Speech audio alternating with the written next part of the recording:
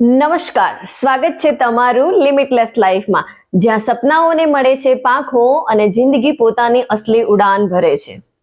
તમે ક્યારેય વિચાર્યું છે, ઘણી એવી બાબતો આપણા જીવનમાં હોય છે અને એમાંની એક જ એવી વાત, એક જ એવું કારણ કે જેના કારણે આપણી બધી બાજી બગડી જતી હોય છે, આપણને સફળતામાં રૂકાવટ આવતી હોય છે, અને એ છે ઝડપ. જલ્દીથી જે પણ કરીએ એ બધું ત્વરિત ઉતાવળે કરતા હોઈએ છીએ અને આ ઉતાવળ આપણને ઘણી બધી જગ્યાએ નડતરરૂપ થતી હોય છે, સક્સેસમાં બાધારૂપ બનતી હોય છે. ઝડપી નિર્ણય લેવો, જલ્દીથી ગુસ્સે થઈ જવું, જલ્દીથી પરિણામની આશા રાખવી અને જલ્દીથી સફળતા મેળવવી, આ બધી બાબતો એવી છે કે જે આપણને ક્યાંક ને ક્યાંક રોકી લે છે, આપણી સફળતામાં બાધારૂપ બને છે. અને ઝડપ એ માત્ર ભૂલો જ કરાવે છે અને ધૈર્ય એ આપણને સફળતા સુધી પહોંચાડે છે. અને ધૈર્ય, પેશન્સ નો જે પાવર છે એ બધાની અંદર હોય છે, પણ પેશન્સના પાવરને બધા સારી રીતે ઉપયોગ નથી કરી શકતા. તો આજે આપણે પેશન્સ, ધૈર્ય કેટલું જરૂરી છે અને ધૈર્યથી આપણને કેટલી સફળતા મળે છે એના વિશે આપણે સમજવાના છીએ. ધૈર્યનો મેજિક શું છે, એટલે કે પેશન્સનો મેજિક શું છે, એના વિશે આપણે એની જાદુઈ વાતો આપણા જીવનમાં કેટલું મહત્વ ધરાવે છે એના વિશે આપણે આજે વિડીયોના માધ્યમથી જાણવાના છીએ. તો વિડીયોને એન્ડ સુધી જરૂરથી જોજો. તો ચાલો આજે હું તમને આ ધીરજના ફળની, ધીરજના મેજિકની એવી સરસ મજાની વાતો કરવાની છું કે જેના કારણે તમારી દિશા અને જીવન બદલાઈ જશે. એક માણસે કેરીનું બીજ વાવ્યું. એને સરસ રીતે ખાતર, પાણી અને સારી એવી માવજત કરી. થોડા સમય પછી એણે ફળની આશા રાખી, પણ ફળ આવ્યા નહીં એટલે એણે વિચાર્યું કે બીજ બહુ ખરાબ હશે, અને એવું વિચારી અને એને એ ઝાડને, એ મૂળને ઉખાડીને ફેંકી દીધું. જ્યારે એ વૃક્ષને સમય આપવાની જરૂર હતી માવજત માટે, ત્યારે એણે સમય ના આપી, એનો ગ્રોથ ના થયો અને એણે વૃક્ષને ઉખાડીને ફેંકી દીધું. આપણા જીવતરનું પણ એવું જ છે. આપણે મહેનત કરીએ છીએ પણ આપણને જે પરિણામ મળવું જોઈએ એ પરિણામ નથી મળતું, અને આપણે પણ આપણા બીજનું જે વાવેતર કર્યું છે એને ઉખાડીને ફેંકી દઈએ છીએ અને બીજા રસ્તા પર ચાલવા લાગીએ છીએ. પણ જ્યારે આપણે ધીરજ રાખતા થઈ જઈશું, સમય આપતા થઈ જઈશું, તો ઓટોમેટિક આપણું વૃક્ષ પણ ઘટાદાર થશે અને એમાં પણ સરસ મજાના મીઠા ફળ આવતા થઈ જશે. જરૂર છે આપણને પેશન્સ રાખવાની. ઉતાવળે ક્યારેય આંબા ના પાકે, આ કહેવત આપણા વડીલોએ એમ નામ નથી બનાવી, એમણે સમજી વિચારીને જ કહી છે. અને આપણે જોઈએ છીએ ઘણીવાર કે ઉતાવળે ક્યારેય કામ થતા નથી, ઉતાવળીએ કામ બધા બગડી જ જતા હોય છે. અને તમને બધાને ખબર હોય તો વાંસના ઝાડ વિશેની કહાની મોસ્ટલી તમે બધા જાણતા જ હશો. વાંસનું જ્યારે વાવેતર કરવામાં આવે ત્યારે 2 થી 3 વર્ષ સુધી એ જમીનથી ઉપર દેખાતો નથી, અને 3 વર્ષ પછી જમીનથી ઉપર જેવો એનો ફણગો ફૂટે છે અને એક જ વર્ષની અંદર એ એટલી બધી હાઈટ સુધી પહોંચી જાય છે, આપણે વિચાર્યું જ ના હોય. તો ખરેખર ગ્રોથ એનો થતો જ હોય છે. દરેક વસ્તુનો, દરેક બીજનો ગ્રોથ થતો હોય છે, પણ એ આપણને ઉપરથી નથી દેખાતો, અંદરથી તો એ ગ્રોથ ચાલુ જ હોય છે.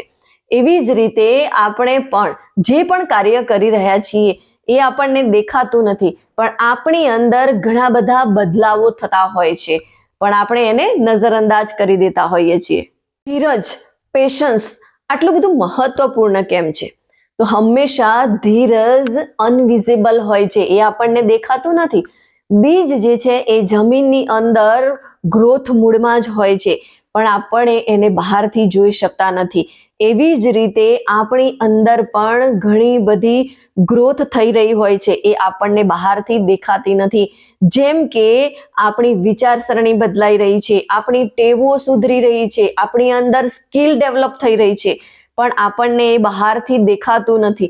અને એ જ આપણી મોટી ભૂલ છે અને એના જ કારણે આપણે ભૂલ કરી બેસીએ છીએ અને આપણને જે રિઝલ્ટ મળવું જોઈએ, જે પરિણામ મળવું જોઈએ એ મળતું નથી અને આપણે ત્યાંથી કમબેક કરી લેતા હોઈએ છીએ. ગ્રોથ હંમેશા દરેક વ્યક્તિનો થતો હોય છે પણ આપણને એ દેખાતું નથી અને એના કારણે આપણે ત્યાં હારી જઈએ છીએ. અને બીજી વસ્તુ આપણે એ કરીએ છીએ કે બીજાની સાથે આપણી કમ્પેરિઝન કરતા થઈ જઈએ છીએ. એને એટલી બધી સક્સેસ મળી ગઈ છે, એ આટલો ઝડપથી આગળ વધી ગયો છે, એને પરિણામ મળી રહ્યું છે, તો મને કેમ નહીં? તો દરેક વૃક્ષનું પોતાનું સિઝન હોય છે, એમ આપણું પણ સિઝન આવશે, આપણો સમય આવશે એટલે આપણે પણ ગ્રોથ કરીશું અને આપણી સક્સેસ પણ ચારે બાજુ શોર મચાવશે. સમય ખાલી આપણે એટલો જ આપવાનો છે કે આપણે પેશન્સ રાખવાની છે, એટલે કે સમય, ધૈર્ય આપણે રાખીશું, સમય આપીશું તો ઓટોમેટિકલી આપણો ગ્રોથ ડેવલપ થવાનો જ છે, આપણે પણ સક્સેસફુલ થવાના જ છીએ. તો હંમેશા ઉતાવળે ક્યારેય કોઈ કાર્ય સારા થતા નથી. શાંતિથી, ધીરજથી આપણે કોઈ પણ કાર્ય કરીશું તો આપણને સફળતા મળવાની છે અને મળવાની જ છે. હંમેશા એક વાત યાદ રાખવી કે આપણે જે પણ કાર્યમાં કામ કરી રહ્યા છીએ ત્યાં આપણને થોડા સમયની અંદર સફળતા નથી મળતી તો આપણે એને થોડો સમય આપવાની જરૂર છે. હંમેશા કોઈ પણ વસ્તુ માટે કૂવો એક જ જગ્યાએ ખોદવો જોઈએ. આપણે અલગ અલગ જગ્યાએ નાના નાના ખાડા કરીશું તો આપણે જે વસ્તુ જમીનની અંદર શોધી રહ્યા છીએ એ મળવાની નથી, પણ એક જ જગ્યાએ આપણે ખાડો ખોદીશું તો આપણને ત્યાંથી કંઈક ને કંઈક વસ્તુ કિંમતી મળવાની છે. તો આપણે પણ એના માટે ધીરજ રાખવી ખૂબ જરૂરી છે. હંમેશા એક વાત યાદ રાખો, તમારો પણ સમય આવવાનો જ છે, પણ જો તમે સ્વયંને મધ્યમાંથી ઉખાડીને ના ફેંકો તો. પેશન્સ રાખવામાં, ધૈર્ય રાખવામાં લોકો શું ભૂલો કરે છે? પ્રોસેસને છોડીને ચાલ્યા જાય છે. 10 દિવસ જીમમાં જાય છે, રિઝલ્ટ નથી મળતું તો એવું લાગે છે કે હવે મને રિઝલ્ટ જ નથી મળવાનું અને પ્રોસેસ છોડીને એ લોકો પાછા જતા રહેતા હોય છે.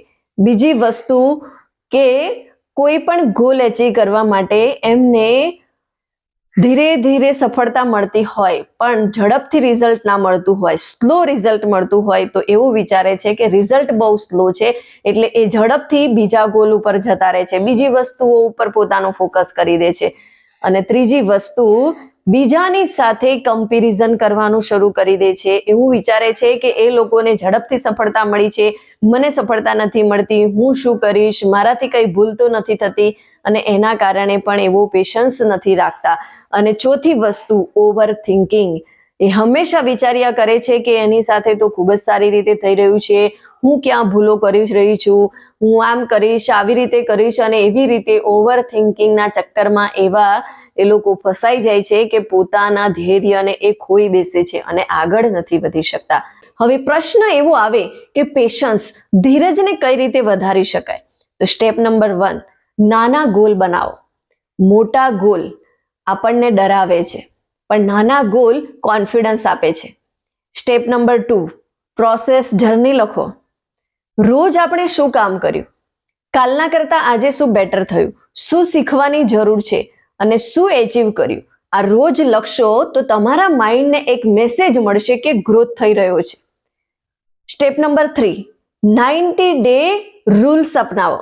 કોઈ પણ હેબિટ્સ, કોઈ પણ વસ્તુ કે કોઈ પણ કાર્ય કરવા માટે 90 દિવસનો રૂલ અપનાવો. કોઈ પણ કાર્યને 90 દિવસ સુધી કરો, એને વચ્ચેથી ના છોડો, પછી જોવો તમારું પરિણામ તમને કંઈક અલગ જ દેખાશે. સ્ટેપ નંબર 4, કમ્પેરિઝન કરો તો પોતાની જાત સાથે કરો, બીજાની સાથે નહીં. તમે જાતે જ નક્કી કરો કે ગઈકાલ અને આજનામાં મારી અંદર શું બદલાવ છે અને આવતીકાલે મારે શું બદલાવ લાવવાની જરૂર છે.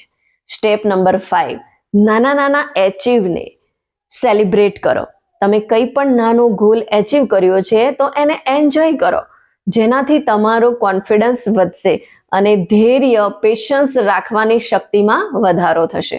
દોસ્તો, હંમેશા એક વાત યાદ રાખો, દુનિયામાં કોઈને પણ સક્સેસ ઓવરનાઇટ નથી મળતી. દરેક સક્સેસ સ્ટોરીની પાછળ વર્ષોની સાયલેન્ટ સ્ટ્રગલ હોય છે. Silent struggle. બસ આપણે શીખવાની જરૂર છે તો એ જ કે ધીમેથી ચાલતા રહો, વચ્ચેથી અટકશો નહીં. સફળતા તમને જરૂરથી મળશે. જીવનમાં મોટી વસ્તુઓ હંમેશા સમય માંગે છે અને જે લોકો સમય આપે છે સફળતા એમને 2 ગણું વળતર આપે છે. હંમેશા એક વાત યાદ રાખવી જોઈએ કે જે લોકો ઉતાવળ કરે છે એ હંમેશા ભૂલો કરે છે અને ધીરજના ફળ હંમેશા મીઠા હોય છે. તો આજથી જ નક્કી કરો, ઉતાવળથી નહીં, સાચી દિશામાં, સાચી ગતિએ અને ધીરજથી આગળ વધવું છે. ખરેખર તમારી લાઈફમાં મોટો બદલાવ આવશે અને પેશન્સ જે છે એ તમને ઘણું બધું એચીવ કરાવશે.